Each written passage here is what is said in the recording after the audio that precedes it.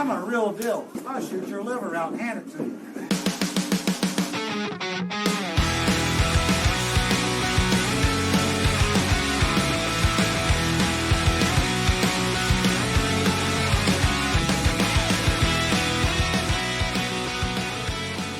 Welcome back to another episode of the Cue It Up podcast. I personally am extremely excited for this week. We have the Terminator, Niels Feijen, joining us for the show today. Niels, how's it going? Hey, how you doing, man? I'm doing well. And it seems only fitting to bring you on right after I actually just had Alex, because I think about half of that interview we just talked about the relationship that you two had, and he credited a lot of his game and a lot of his knowledge actually to your battles growing up through the game. Yeah. That goes two ways, because me and Alex, even to this day, if we're playing, we can play for a shoelace, and we just want to kill each other, like friendly wise, right at the pool table. And we have these unbelievable battles, especially in one pocket where it just goes 3-2, 2-3, 3-2, and we just had great battles, and we're very challenged by each other's games, and I think we have the utmost respect for each other's games. So it's great to grow up with somebody that's so close to your own level, even to this day. So I still take trainings from him. You know, every session I learn like one or two shots, and he works me out really hard. And it's great to have somebody like that in your corner now and then. It's awesome. Yeah, definitely. So we got to interview with Alex, and we got to hear all about the origins of his pool game. And I'm curious to know the origins of yours, since you grew up in the same area as Alex. So why don't you take us through the life of a young Niels and tell us how you got involved into the game and what really got you hooked? Well, when I was a youngster, it started out with snooker. I was tuning into, I think, BBC at the time, and I think I saw Jimmy White and Stephen Hendry battle it out. And I was like, whoa, this is really cool. And there was a snooker room close by in The Hague. And a friend of my parents actually played snooker. So he took me to a snooker hall one of those days. And it was like murky, big tables. You know, I'm 11 years old. So it was super exciting. And I can remember this one shot. I'm right-handed, and I had the cue ball on the right long rail and an object ball on the right long rail. And I couldn't reach it, of course, because I'm right-handed. And I said, hey, can I lay on the table and hit the shot? He says, yeah, go ahead. So I hit the shot, and I fell off the table. I can remember it. I rolled off the table, and he cracked up, of course. So then I went to this snooker hall, got going there. And then after a while, when I really started becoming a teenager, 15, 16, I got a little bit bored with it. I was playing like Sunday tournaments, but I didn't have any finances and any sponsorship to go play national events. So I was kind of stuck in the area and playing these weekend tournaments.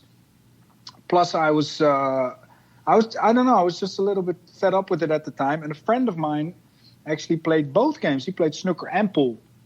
And he said, well, come with me. There was this nightclub with 4 pool tables. And we started hanging out there, and I just loved it. I just fell in love with it. And then about 6 months later, Hague 5 opened up in The Hague, which is a very known club right now. And they opened up, and I joined in, and I quit playing snooker right there. And then, so I was about 17 back then. So Johan Ruysink was there, Alex Lely was there. I was there, and like the best players in The Hague, and we started doing trainings, and we didn't know that much back then, so we were teaching each other and watching videos, stuff like that. So around 20, I said, okay, I really want to have a go at this, and that's when I went to the States. I got a visa. I visited Joe Kerr, who in the 80s ran the Pro Tour, and I visited him for 2 weeks, and it was probably the best 2 weeks of my pool life ever. I thought I was going there to do drills and work out. And day one, he said, you're playing this guy for 20 a set. And I had $300 on me, so I was like, okay. And it was like, do this or go back home, right? There's no. It was the other way. Yeah, it was like, this is what you're gonna do. You gotta toughen up and start playing. So I was playing 10 hours a day, tournaments, watching videos. It was amazing. And every day I got better and better. And I really felt deeply that that's what I wanted to do with my life, like play professional pool. And I did that for a couple of trips, 6 months trips, also by myself. And then when I turned 23, it was time to say goodbye to that and really join the tournament circuit in Europe. So I turned full pro back when I was 23 and really hit the tournament circuit and build it up from there. Get into the matchroom events, build a name for yourself, get sponsors, and go that route. It's just absolutely crazy to think that out of this pool hall, you have Alex Lely, yourself, and Johan. Yeah. I mean, the amount of Mosconi Cup wins, the amount of World Pool Master wins, the titles that came out of that pool room for just you three players.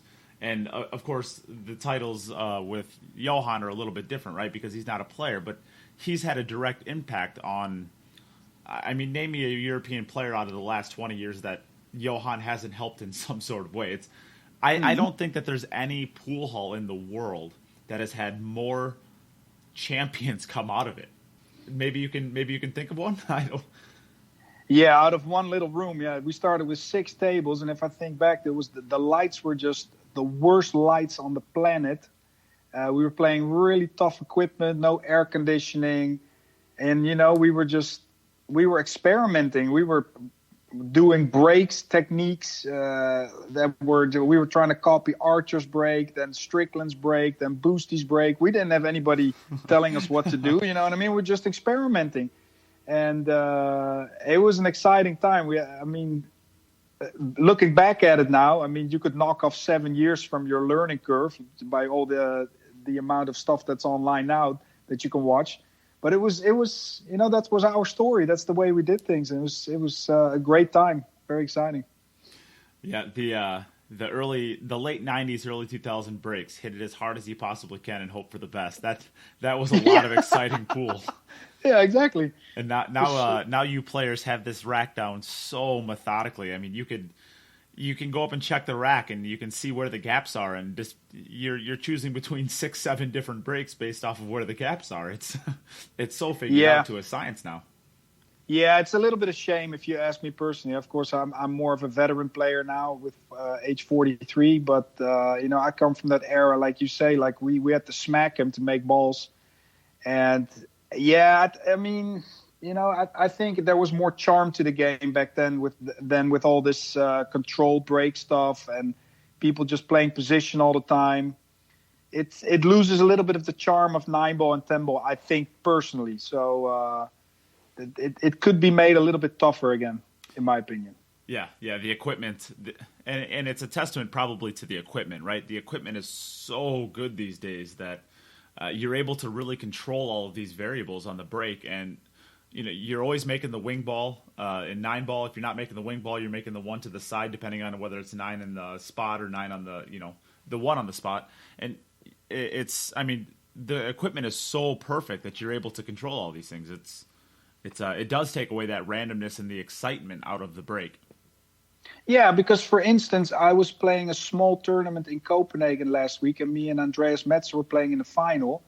It was like 1 match a week, and it was running for about 4 weeks. So we ended up in the final, and it was a humid day, warm, and we were playing a race to 11, and we were not making balls on the break, and we were coming up with illegal breaks. But it was fascinating because we had to do so many push-outs and work for so many shots, and we had a hard time, but it was actually a fantastic pool. It wasn't just, okay, the wing ball goes in, one's over the corner, and we're breaking and running out 6 out of 11. It was really like we broke and ran maybe 1 or 2 racks total, and it was just battling it out for every opportunity. I thought it was fantastic. Andreas won the match, and it was a big grind, but I thought like this was cool. You know what I mean? Yeah. All aspects of the game were coming out of the box, so to speak. For sure. So you've had just a crazy, historically amazing career. Like I think if you retired today, not that you're going to, so don't do that because I like watching you play, but you've had World Pool Masters wins, you've been a world champion, you've won I think 8 Mosconi Cups, if I'm not mistaken. You've won more Mosconi Cup MVPs than any player in history. You've done just about everything, right? I mean, is there still a title out there that you wish US you could Open. win? The U.S. Open. Yeah. Yeah, U.S. Open's not on the list, my man. No, I had a great run at the Open. I never got to the finals. I got 3rd, 4th, 5th, 7th, 9th, 12th, every number in the book, but I never got to the finals. And I had my chance that year with me and Torsten playing it out to get in the finals against Gabe Owen. And I was 5-4 up on Torsten, and he played really strong in the second half of the match, and he ended up in the finals, and Gabe won the tournament. I think it was in 03 or 04, 2003 or 4. So that was the furthest I've gotten in that event. So I still want to get that one on the list. But yeah. Thanks for the compliment anyway. What would that mean to your career? If you, in your opinion, what do you think that would do to your career? The legacy of it. That's not really for me to say, but it would be the super icing on the cake for me personally, because I've been chasing that title for so many years, and I've always thought that it was one of the best events on the planet, with the format, the double elimination, the excitement of the tournament. It was always, especially when it was in Chesapeake back then, with the high ceilings, and the atmosphere in that room was just unbelievable, and it was just a highlight for me to come there every fall. Nice weather, great matches. It would get you inspired to perform at your best. For sure. So then, looking back at your career, which win meant the most to you?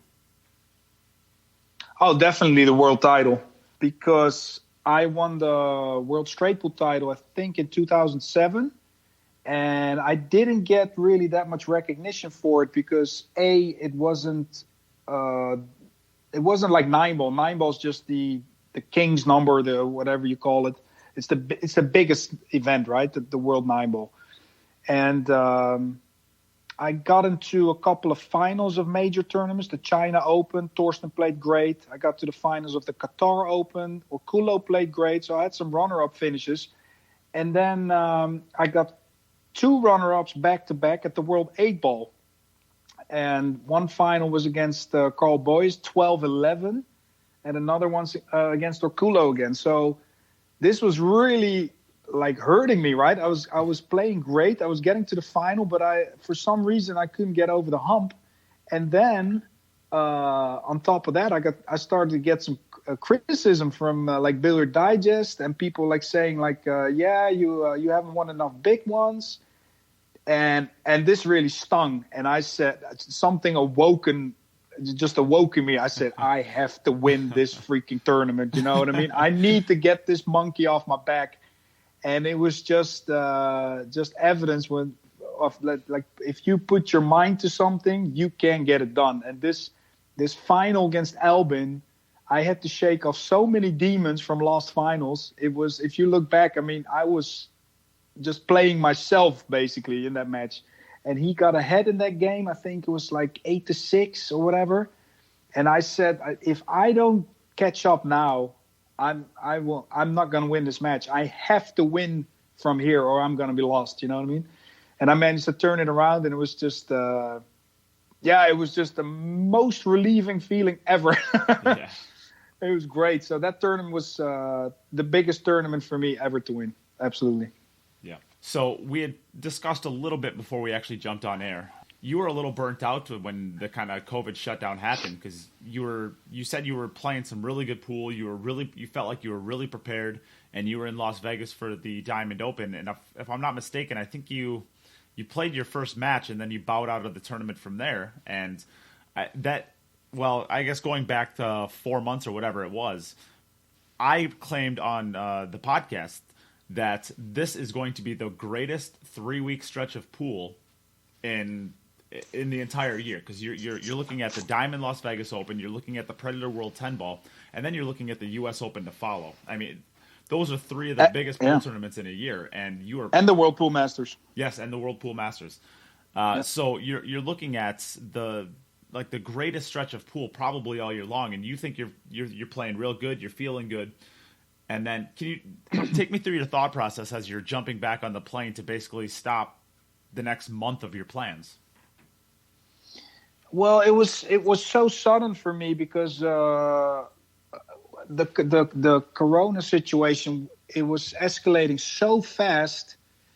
It was just beyond grasp, really. And I mean, I was checking the news, and every half hour things were just popping up. Like, what is going on here? Like, so many people dying in Italy, and then all of a sudden we heard there was a case in the Luxor, and then Trump comes out with this message of the lockdown.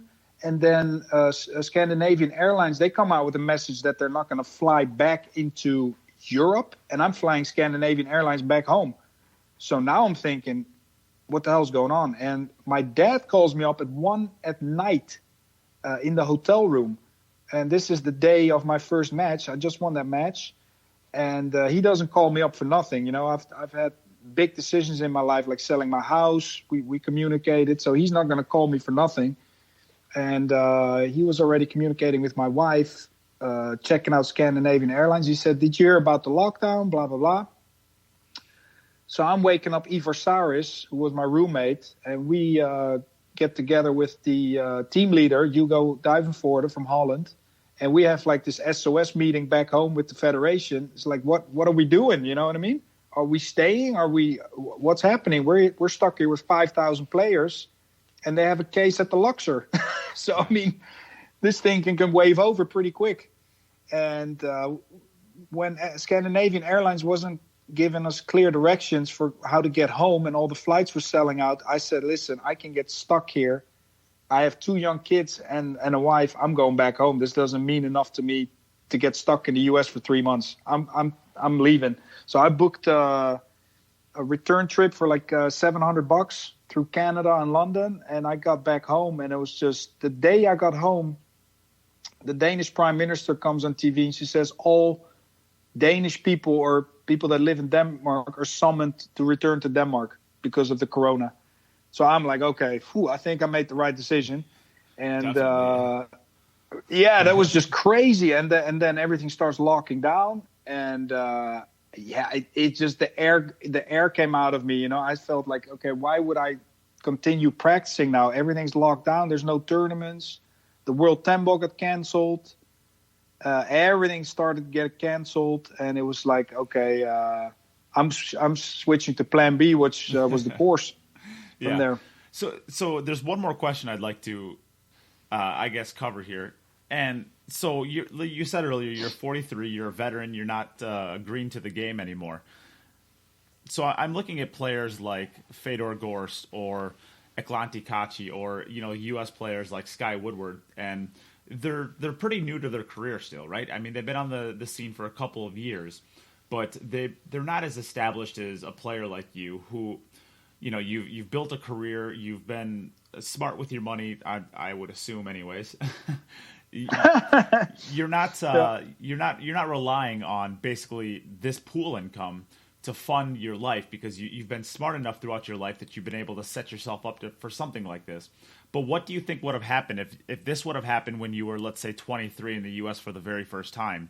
How would you grind through a living where you can't actually make money in the way that you're supposed to be? Well, my main income is still coming from the pool world. I'm lucky enough to have great sponsorships, and we have support from the Dutch Olympic Federation or committee. But the World Tempo event was one of the events where we would have to defend our Olympic status to support ourselves for the next year. So I'm flying back home knowing that I'm giving up that spot. So now we have to wait for the next chance to get that, which will be the European Championships in November. But I was, I can take a hit like this for 6 months, but if I would be early 20s, I think it wouldn't as much be the money, but it would be not being able to compete. Because if you're an upcoming pro and you want to establish yourself and you're hungry and you want to compete against the best players, and now you're locked down like a tiger in a cage, I think that's the most frustrating part. right? You can eat bread and water or drink water for weeks instead of going out for sushi dinners, so you can save some money there. Yeah, right. But it's the vibe of not being able to compete and get out there and show what you have and break through, and having to wait 6 months or longer before you can play a big event. I think that's what's going to be tough for the youngsters now. That restlessness. Yeah. So I guess you'd kind of given the hint for it. You are, well, first off, I'm glad that you came on, because I've been, I've been watching you for a lot of years, and I really, really respect your game, both on and off the table. So I'm happy to be able to talk with you regardless. But the main reason we're bringing you on today is to talk about your course, which you have now. I guess the COVID. One good thing about the COVID is you got it launched, so it's out, and it's out and it's available to.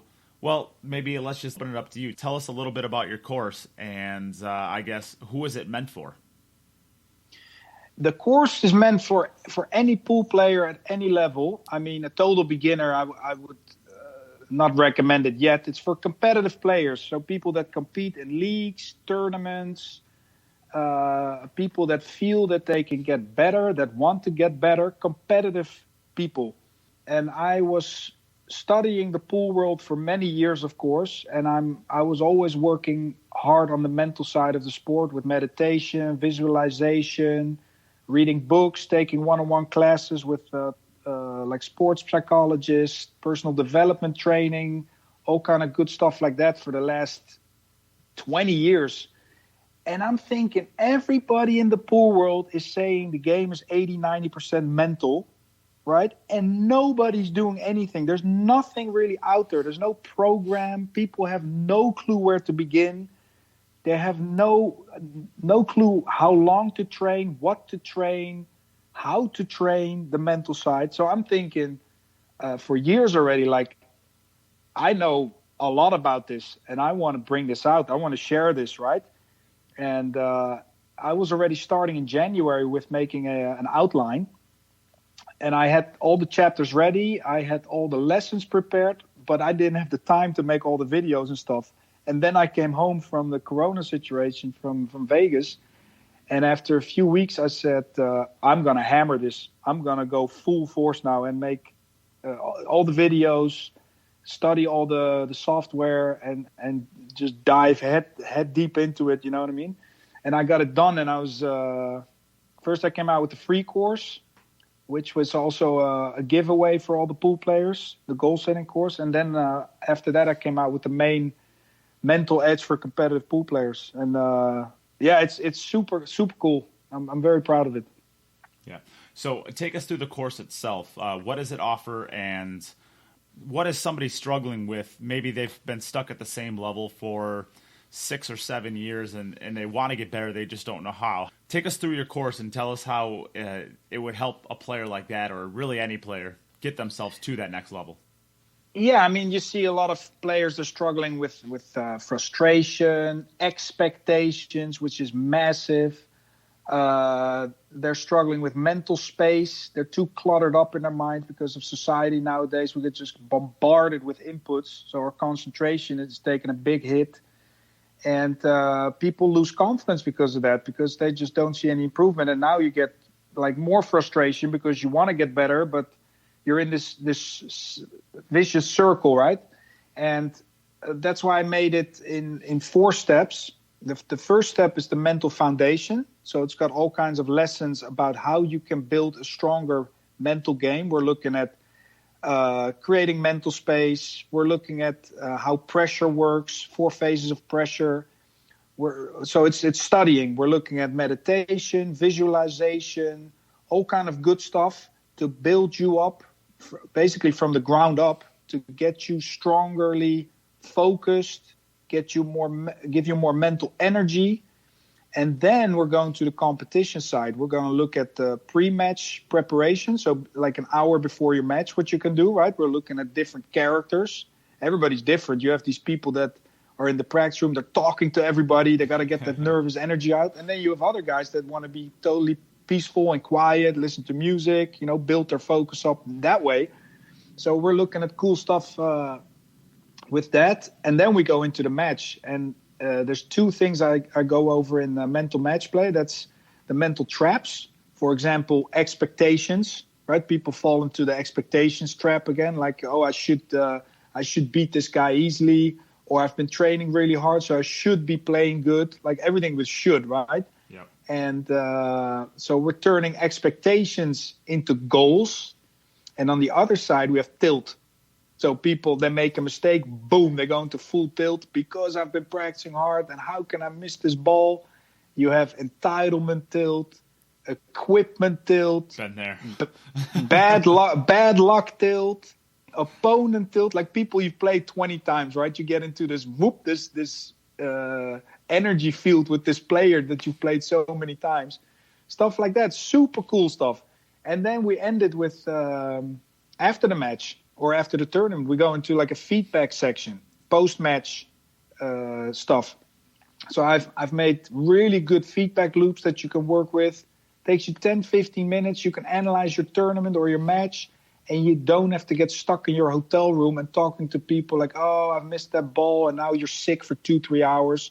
No, you analyze what was the result, what did I do, what did I learn, how can I improve that for my training next time? Boom, 15 minutes, and you can have a great day. And then there's some real cool bonus material like book list, an event scheduler, how you can plan your events, stuff like that. So, and then probably we have a workbook, not to forget, workbook. There's quick learn guides after every chapter. And I can imagine after a course, people have some questions for themselves, like what can I do with this? And for that, I put in 30 minutes of Skype one-on-one with me, so we can go over your personal situation one-on-one and take you a step further. So it's a great total package. It's very complete. Yeah, and I think my favorite part about it is that post-match stuff. There's a lot of people that like to talk about, I guess, how to get ready for matches, right? And that's a lot of people's favorite question. On Facebook, it seems like they're either asking you what shaft you're playing with or how do you get ready for a match, right? Right, yeah. So that's a very popular question, and it gets addressed a lot. I think that there's a lot better than other people that are able to answer that question, but very, very few people actually are talking about how to actually, let's say, watch a recorded video of them playing a match under high-pressure situations, and very few people are talking about how you can actually analyze that to help yourself for the future. And actually, this is one of the questions I wanted to ask you, because I listened to the Mike Howerton interview that you did, and you said that you don't even like going back and watching yourself play. So you don't know how many Mosconi Cups you've won because you don't like to go back and watch them, right? Is part of that because you don't like watching yourself play because you nitpick mistakes? Or is it, why don't you like to watch yourself play, I guess? I don't know. It's just... I basically have other things I want to do. I want to study other players or other matches I haven't seen yet. I study myself when I have situations that I didn't figure out what I should do. Then I go back to that rack, maybe take a picture. I've did that with Alex lately a lot. We send each other situations, one pocket situations, like what would you do here? Stuff like that. Then I think it's interesting. But just for entertainment value, just to watch back my own match, no, I don't need that ego trip. It's just not really me. I'd rather go practice or hit the bike and go for a nice ride. Yeah. And so it's not that, but I think there is great value in studying yourself if you're stuck on stuff like, or if I'm questioning myself maybe technically, like how did I did something 5 years ago with my break? Boom, then I can go back into matches, right? Study my break. I've done that many times. Or how was I playing that kind of bank or position? Then I just go back maybe for a couple of shots, but not really full matches. I don't know if I also have young kids, so it's maybe also the time factor. I just don't have those oceans of times to just sit and binge watch the whole time. Whenever I go back and watch my matches in the past, I'll watch myself and I'll be like, wow, how did I play this pattern so poorly? and I could just sit there and watch the match on a computer screen, and I can see exactly the pattern I should have played, the one I played, and I could just sit there and nitpick. But the way that you do your program is you actually teach yourself how to watch yourself and learn from it then, right? Yeah. you can go back to matches, of course, and analyze the situations that you had trouble with. Maybe a push out, you had no clue where to push out. But of course, this is more technical side and a tactical side of the game. And in the course, of course, I go more over the mental side. So you can go back to the match and maybe think, here I should have taken perhaps a timeout, or I can clearly see that I wasn't ready for my match because I didn't start well. So maybe I can try to do something different in the moments leading up to the match. I got distracted maybe in the match. Something happened. That could be interesting for the mental side. And what was interesting, just as an example, my neighbor, he used to be a top handball coach. And I was visiting him last week at a camping, and we were going over some of his career. And I said, "Can you give me a cool example of some exciting stuff?" And he said he had a goaltender or a goalie, and right before they went out for their match, they had this hype talk in the dressing room, like now is the time, now we're gonna do it. And this guy couldn't handle it. Like those final moments, he got too jacked up, and he would start his match really poorly because he was too hyped. And what they did, they spoke about this because he sensed this, like there's something wrong with my player. They spoke about it. He told them, like, I get too hyped. And the solution was they would put him in the bleachers 10 minutes before the match. The others would go back in, do the hype. He would just chill there in the bleachers. Then he would start the match, and he played great. So that's a great way to analyze your mental game, right? I thought it was fascinating when I heard this. I said, man, I learned something there. That's amazing.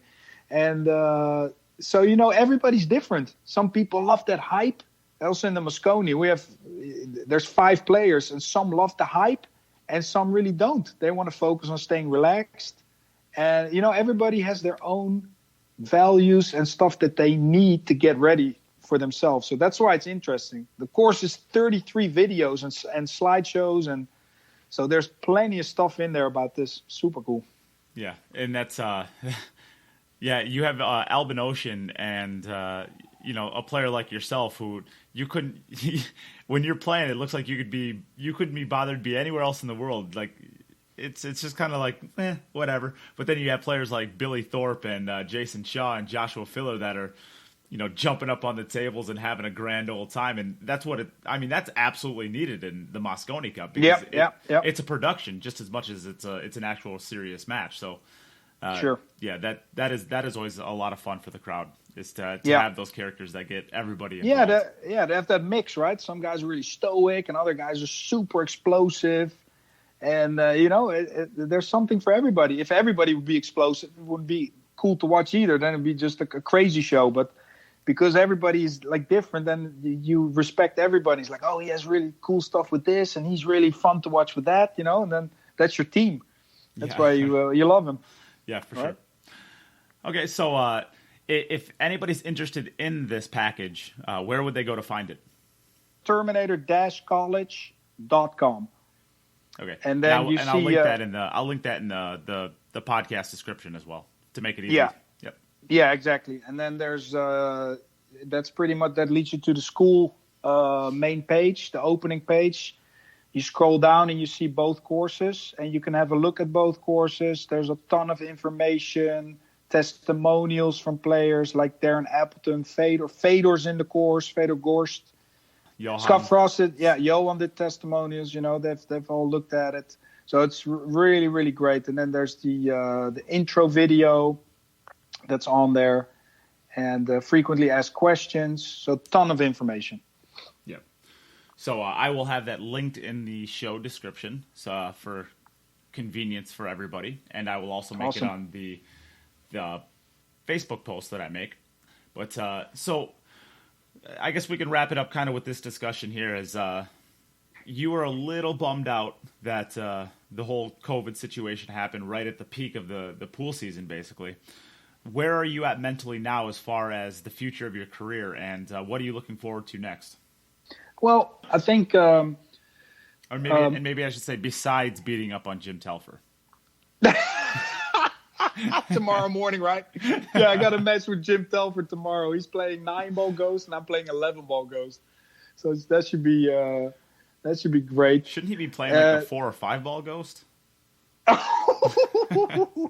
Oh, you're going to get crushed for that one. That's okay.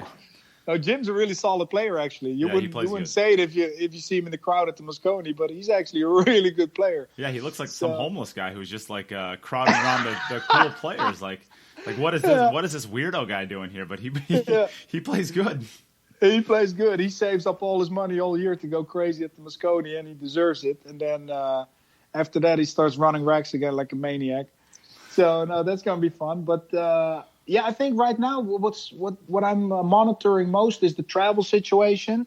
You know, borders are opening up a little bit left and right, but the long distance flying is still very vague with the corona and the safety and ventilation in the aircrafts. So there's not any 100% direction, like, okay, we're going 100% for this, or we're staying home 100%. So I'm still testing the water, see what's happening. I also followed the tennis world a little bit, saw some comments there.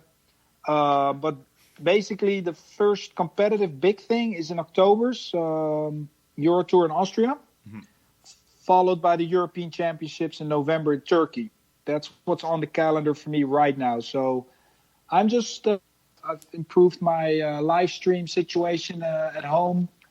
So it's fun to do some streaming, have some challenge games, to keep it interesting. And, just stay tuned with your game, work on some weaknesses, keep it interesting. And then, of course, when August, September starts coming up, then we're starting to really build it up towards October. And, we just have to take it 1 week at a time for overseas activities. I don't think the U.S. International is going to happen. And China Open's probably off the calendar. I don't know anything about the Matchroom events yet, the Whirlpool Masters. So, as of now, just stay in tune with my game. And then when there's more news, then really start intensifying things. But that will also go automatically because you get that sense of urgency towards October. So just take it natural. Don't force it.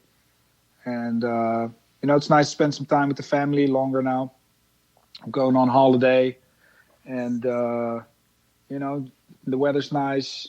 So it's this different dynamic. And it's going to change, of course, again towards the end of the year. So, yeah, that's about it. Yeah, I think the first event that's on the calendar in the U.S. right now is the first weekend of September, and I think that's the Texas Open. Okay. And I think that's the first event that I'm seeing on the calendars as far as a quote unquote real event. So it'll be interesting to see if anything comes up before that, or even if that is able to happen. We're all kind of shooting in the dark here. Yeah, and have you heard anything about Pat's event, the International? I have not. Yeah, I think everybody would like to know what the status is, and also basically the safety status is most important for international travelers. Of course, and I do plan on being there as well, so I'll have to say hi to you if sure. that goes on. Yeah, I won't be so scared this time now that I've actually talked to you. No game face. Yeah. Well, why don't you take the last couple seconds of the interview here to thank some of the sponsors that have gotten you to this point in your career? Yeah, of course. My longtime friends at the Longoni factory, Pierluigi and his lovely family. And then we have ProStar Tables, which have helped me a great deal. Then Kamui, Masato and his staff, Tomomi and all the people in Japan, great people. And then, of course, Hague 5 from The Hague, the pool room. They're sponsoring me now. That goes back to the roots. So that's awesome. And, of course, the Dutch Olympic Federation or Dutch Olympic Committee. I never meet those people ever, but they've supported me tremendously also financially over the years. If I perform well, I have to perform to win that status. And, of course, the people at the Dutch Federation for helping the players out over the years. So, yeah, without that help, you can never do it. People always think you can do it alone, but you need people behind you. You need to speak to people, and you need help from people to build a pool career. That's just the way it is. It's not a millionaire's business or world. So if there's people willing to support you, you have to respect that and appreciate it dearly. So once again, thank you. Yeah, nobody wins enough in this game to do it without sponsors, really. No. there's Not really. Those prize funds just aren't quite big enough. But yeah, that's what we're working towards, right? We're exactly. all trying to get there. Yeah, hopefully. Well, Niels, this has been an absolute pleasure. I've always been a big fan of yours. Thank you. Tyler Steyer and I grew up, basically, we're the same age just about, so we grew up playing together. And he's always been like the biggest fan of yours. And between chatting with him and really hearing the glowing things that he has to say about you, it made me a big fan too. So I'm really glad that I was able to chat with you today. Cool. Appreciate it. Thank you very much. Yeah. And you're welcome. Until next time. It's been a pleasure. Thank you. Bye, guys.